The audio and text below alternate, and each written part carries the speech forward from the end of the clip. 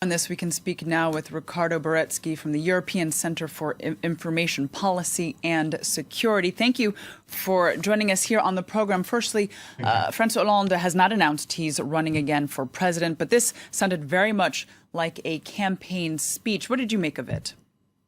Absolutely. I've been listening part of it, and I think it is correct to say that it sounds more like a campaign political speech.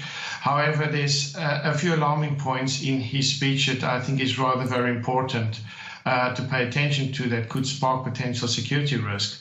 And, a question is how is he going to implement all of this? And the second point is who is going to follow? Well, then you mentioned some issues during that speech. What are those points that could raise security risks? Well, one of the things that struck me is when one speaks bluntly about people that's dropped out, in particular, right? When have a political speech of this nature, it can provoke particularly the people in security forces. And that's a very dangerous thing in our opinion. We've seen this kind of thing before, so it's not new. But we haven't seen this yet in Europe. And the danger, yes, is that European politicians is going to walk straight into the trap. In terms of playing along with that rhetoric that's mentioned, or? Well, the thing is that we have to realize that socialism, democracy, and security doesn't mix very easily. These are three subjects that is separate from each other. And we have to be very careful to bring an academic view of the security at hand. The reality is that the people needs to be on the ground. The security forces has to be across Europe.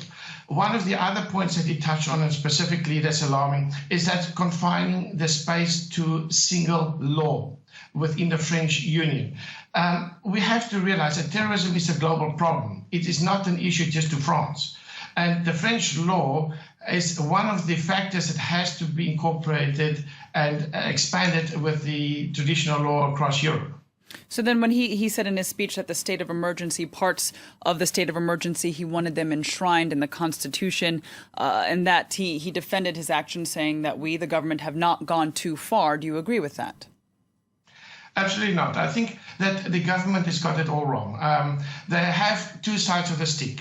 What is important, they have to realize that another form of suppression will not work.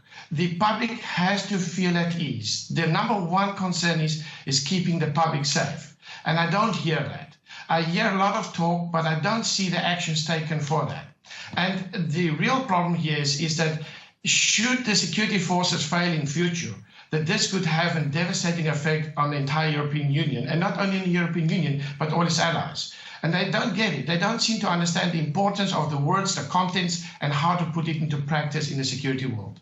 So then do you believe that he perhaps was making a very similar speech to what we've heard from other populist and nationalist leaders in some respects? I think you have it very correct there, and your analysis is absolutely right. And that is in itself a form of danger. You cannot separate the community and speak about a specific part of the community. No matter which leader or which country you're from, it poses a threat to the national security and a threat to the people itself.